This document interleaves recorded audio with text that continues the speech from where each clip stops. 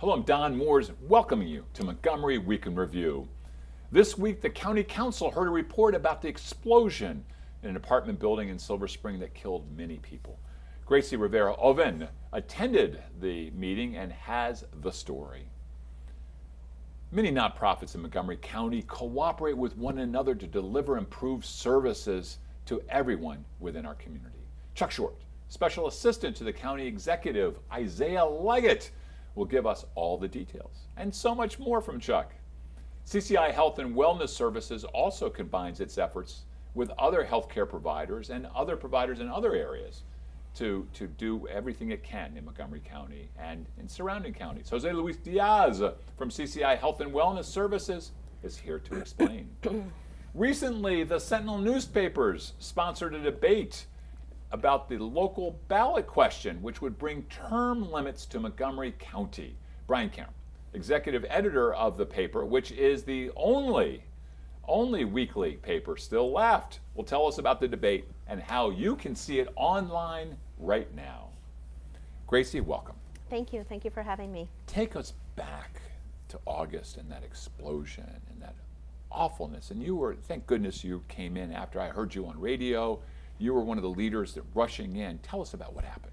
So August 10th, there was an explosion a little bit before midnight in the Flower Long Branch apartments. And we know it was due to a gas leak. Mm-hmm. And so as it is right now, the NTSB is doing their investigation and their National Transportation Safety Board. Exactly, a mouthful, isn't it? And they're going to be doing their a preliminary report. I think they're going to be actually handing out next week. Why NTSB when you're talking about an apartment? Well, apparently they only do, as far as I know, they only do 1 or 2 cases a year, and they were asked to focus on because of on gas this line, case. The reason why because of the gas line transmission. Right. Okay, sure. Right. That's right. And I learned a lot about gas lines in WSSC and Washington Gas and stuff that, very interesting stuff. But the reality of the situation is 7 individuals lost their lives due to this explosion, including 2 young children, as young as 3. And I had the privilege of supporting some of those people, including the mom of a 3-year-old who pretty much had no one in this country to help her or support her. Wow. Take us in here.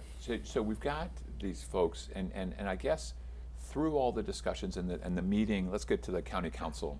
Sure. So the county, what's been, we've learned so much about the conditions there and the conditions where they've been placed. So take us to violations. Exactly. That's the problem. So this explosion brought to the surface a lot of issues. Mm-hmm. I believe that many people in this county, especially people who are in the marginalized world. Sure. So it's interesting, one of the county council members said, we have a tale of 2 counties. And I think it's true because we saw that developing on August 10th. And they had a briefing. The different departments that were there that night came and did the briefing from the county council. I believe each committee now is going to take it with each committee, HHS committee and so on, to talk exactly what happened during the night of the explosion and also what happened afterwards. Isn't the bigger problem, I'm sorry, I don't know, but the bigger problem here is what we determine is livable and affordable housing in this county is extremely expensive. They can't keep it up to code. You have large numbers of people living in small confined places, and what the county hasn't really dealt with is the fact that you have, when you're talking about a tale of 2 counties, it's completely disappeared. There's a lower class that's subservient to everyone else, so and they're living in substandard. These are some of the things that were brought up in the meetings? Yes, and this has some of the issues that were brought up to the surface, and including, you're right, the code violations. Ironically enough, a lot of these families who were relocated from the Long Branch apartments were relocated to the Northwest apartments, which have more problems. Which are of New Hampshire and are named St. Camilla's Church. And a group, AIM, Action in Montgomery, had actually been asking the county for a while and St. Camilla's Church to do a evaluation, code enforcement on these apartments, which they did after the explosion. And they found that there were over 2,200 code violations, everything from roach infestation to rats to mold.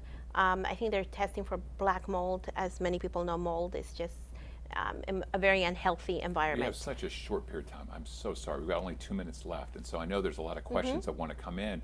Where are we going with this? What are the next steps? And I know Chuck wants to ask some questions. So my hope is, so there's legislation that has been drafted, right? That's been around for a couple of years, being drafted and being worked on, and so on. And I believe Mark Eldridge, one of our council members, has introduced the bill to actually make sure that instead of having this every 3 years, these code enforcements, that they're done annually and so on. We know that there's an increase of renters in our county. So, and there's also different things that I think this bill is going to address. They're looking at whether putting in the gas detector to be, not to be an option, but to actually be part of, that it has to be mandatory. So, so interestingly enough, I know he's been getting some pushback from even the housing department because of probably, it's probably costly to do this, right? And you probably need more financial support and the talk about a tenants, advocacy office under the housing department. So there's a lot of components to it. I think what the housing department and the county executive is proposing, and I think council members are agreeing with it, is that we need to institute a more robust inspection program, no doubt. But it doesn't necessarily need to be one that inspects every single unit every single year. We ought to set up a system where we establish a baseline. We do inspect. We go out in a surge, look at all of our units, find out the ones that are responsible and those that aren't. Those that are responsible, we can look at them every couple of years. Those that are, yeah, and it needs to be 10 part seconds left. And it needs to be also in there something that it talks about retaliation, because this is very real and true to a lot of these families. The individuals who died, with all of this going on, will they have died in vain, or do you think some great things are to come out that are going to improve Let me our tell community? you, I pray and hope that this is not going to be something that they died in vain, that we're actually going to be able to look at different agencies and the lack of also language capability in a lot of these agencies. Thank you very much, Gracie. Chuck, welcome back. always good to be here. Thank Now, you. In Gracie's story, talking a little bit about the collaboration that's taken place, and I know, Chuck, when I see you, I think of Health and Human Services, and I think of collaboration. You're one of the most collaborative people I've ever met in my life. And so tell us a little bit about, maybe we can start off with the collaboration that took place in the aftermath of the Silver Spring explosion, and then pull it out to some of the collaborative efforts that are going on in general around the county. Yeah, it's great to be here, Don. Thank you. And Gracie, thank you for your work there at Absolutely. that crisis. That was a terrible event. 9 people dead, scores without, Seven people. seven, excuse me. That's okay. Scores left homeless. Our first responders did a fabulous job. But among our first responders in Montgomery County, and one of the things that makes us different in Montgomery County is that among our first responders is a whole host of nonprofit organizations, the Red Cross, a Wider Circle, your clinic, Jose, the Man of Food Center, and others who were within hours brought in by fire and rescue and police to address some of the obvious and tragic needs that people who were experiencing anxiety, experiencing hunger, experiencing obviously homelessness, needed help with. And one of the earmarks of Montgomery County is that level of cooperation among our large nonprofit sector. Now let me ask you this. One of the issues that came up, and I think Gracie, I heard Gracie on radio talking about this, and is a serious issue, is language. And Gracie just mentioned a second ago, what are we doing to ensure that in a place like that, where Spanish is the #1 language and a lot of the people were not bilingual, how are we trying to address that within our collaborative communities and within our first responders? Well, responding to diverse needs is at the heart of the reason why we do partner with nonprofit organizations. Who is better equipped to reach into these very diverse neighborhoods than people in the nonprofit community, the CASA communities? We do the best we can, and we have a rigorous outreach effort in Montgomery County and our police and fire to hire people who are diverse. But the reality is the turnover is slow, and the getting to where we need to be is slow. Well, in the reality, actually, I mean, when we talk about language, I don't think there's a person who lives there And I know I would be the first one to say, all the help that came afterwards and the language reach out was great. Where was it beforehand?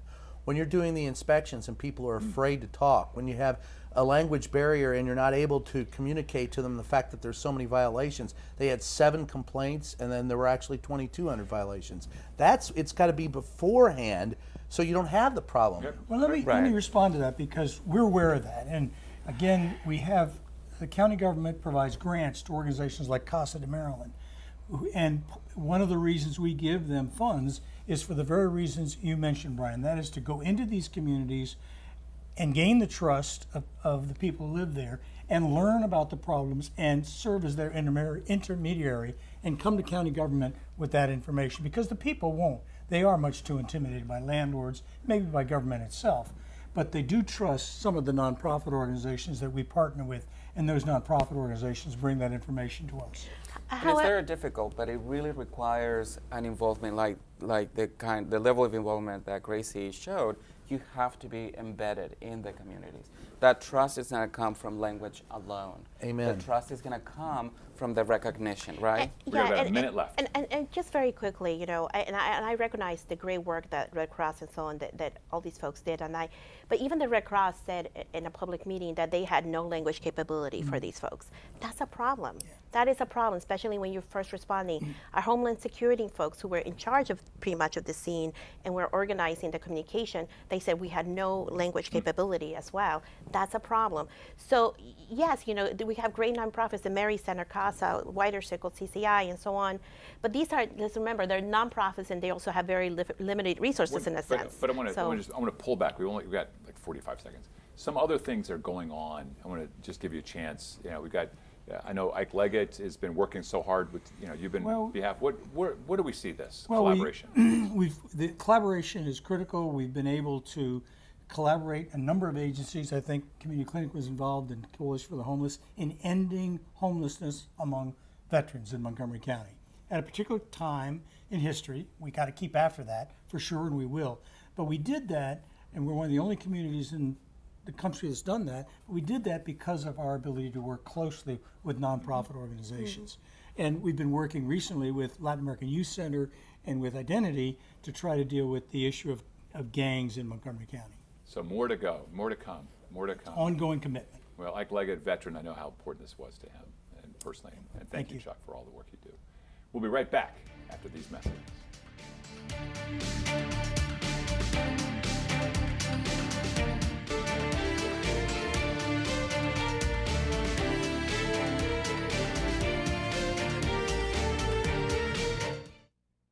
And we're back. Jose Luis, welcome. Thank you. Now, we want to get to all the good things that you're doing collaboratively, but why don't we get into it with a little bit about, you know, following up on the Silver Spring explosion Absolutely. last month. Happy. And because you all played a key role in this as well.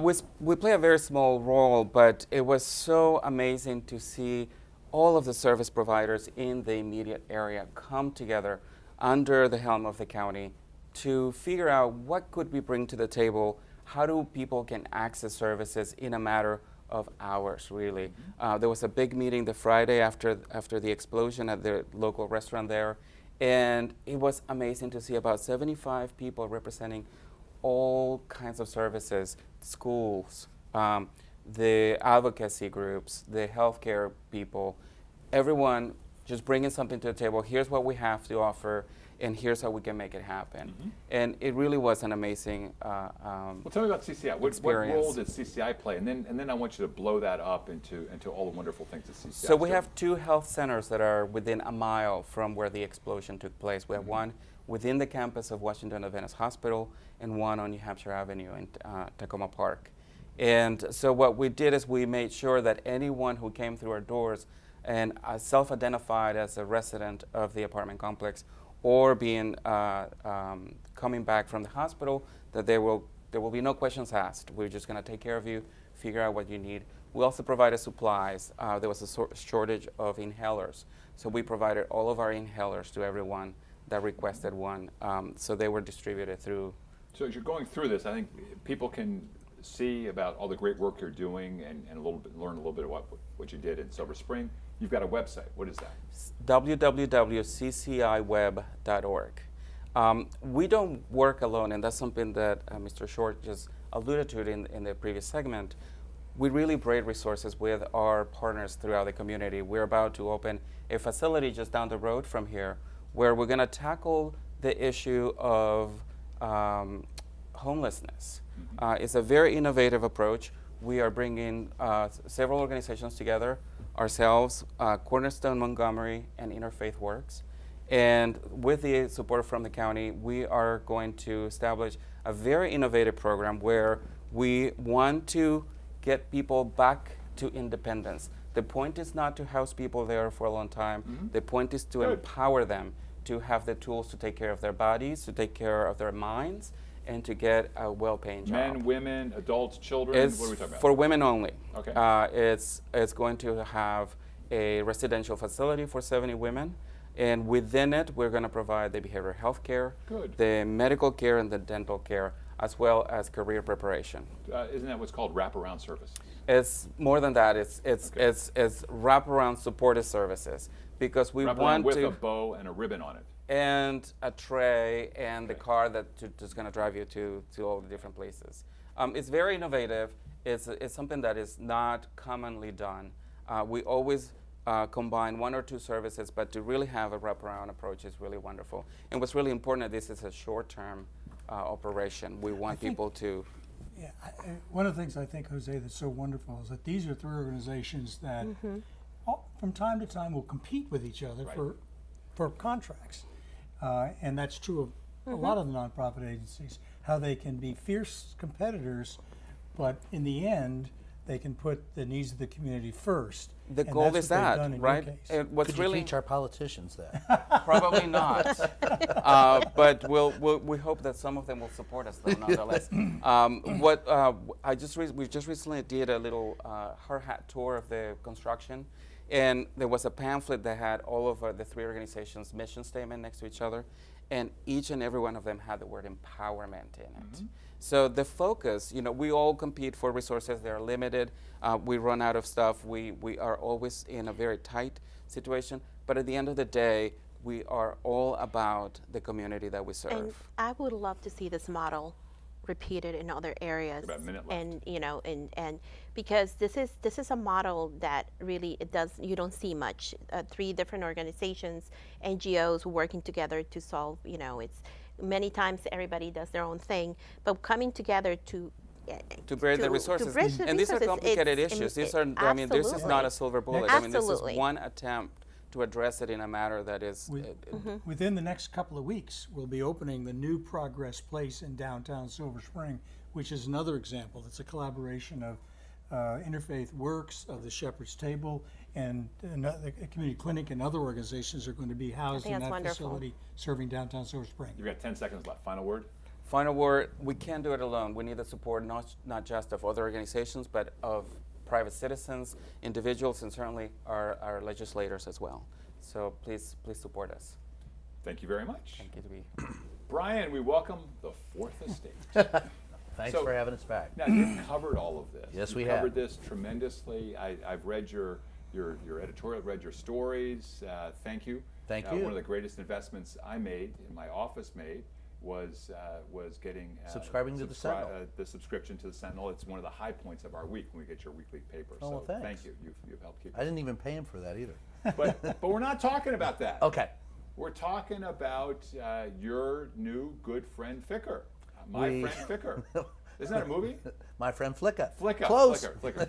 So this term limit question will be on the ballot. Two of them, yes. Two of them, and it strikes fear in the hearts of politicians of currently. So that would almost make you like it, but and a lot of uncertainty about any kind of ballot question among those who will be doing the voting. So help. Well, we sponsored a enlighten us. debate, and you can see it on our website, thesentinel.com. We have the whole debate, 2 hours.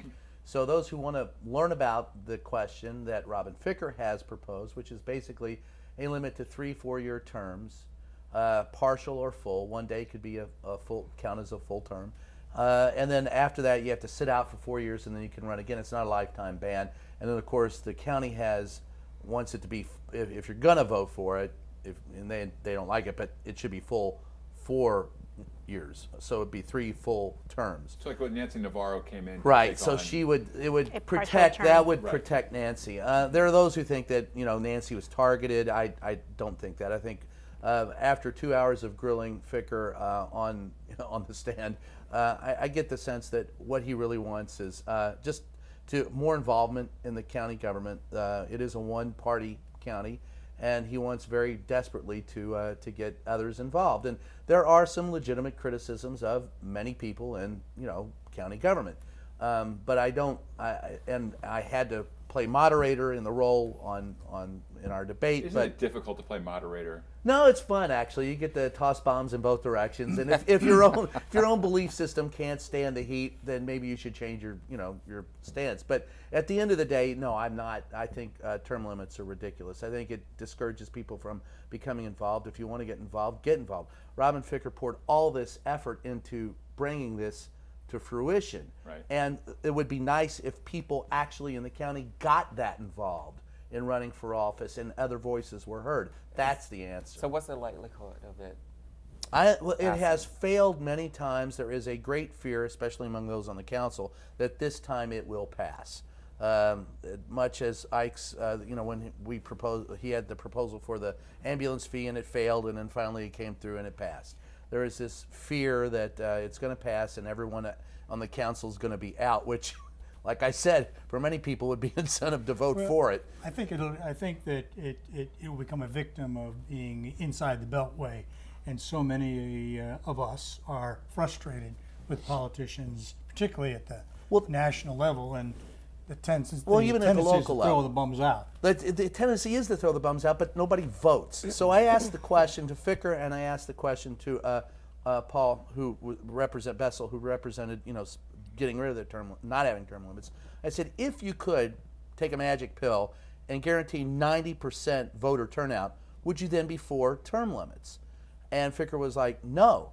And then I switched it to Paul. I said, if term limits would get you 90%, would you take the pill? The bottom line is you've got to have more people. That's what everyone wants. But let me ask you this. Greater involvement. Let me ask you, if term limits is okay for the President of the United States, Who says it is? why is term limits not good for Who a says county it is? council? I don't think. I don't know. I mean, I don't necessarily think it is. I think the bottom line. I don't think term limits work for a number of reasons. One, if the guy is doing a good job and you want to keep him around, why shouldn't you? Do you really want to? I mean, take a look at this year's presidential campaign. Do you really like the specter of having Donald Trump in, or would you prefer to? I mean, a lot of people would have voted for a third term for Obama. A lot of people would have voted for a third term for Bill Clinton. Do you really? And in Congress, the big problem is if you limit people to terms, then what happens is you have a professional staff that is not responsible to the electorate, who then has all the power, and that's not a good thing. Role of money. I mean, we're still. I mean, Well, you've with got to money, double comes it. in, You've got to Like, limit the role of money. You have to have public financing of elections. I don't think that's. I think everyone is in agreement on that. I don't think even the Republicans, especially in Montgomery County, are because you can't get nothing. Well, that's because nobody wants to contribute to them, and they've got to come up with candidates who actually, believe in certain things, like the world is round and the Holocaust occurred, and if they could do that, they might actually have someone that could get elected. We've got less than 30 seconds left. If anybody has So any what do questions. we do to get young people interested in affecting the course? I think young people come interested. I think it's the political debate which turns them off. Mm-hmm. It's filled with vitriol, hatred, and I was joking earlier, but the fact that you have 3 different groups coming together and benefiting and taking community first instead of party, instead of self-interest. Young people are more responsible and responsive to that plea Last word. than to That's it. Republican or Democrat. There you go. Brian Ward, thank you guys for being here. And I'll have to Thank rush you, through Don. this. I want to Thank thank you. you all, the Thanks. viewing audience, for joining us for this week's edition of Montgomery Week in Review. I'm Don Mooers, welcoming you to come back again next week at this very, very same time.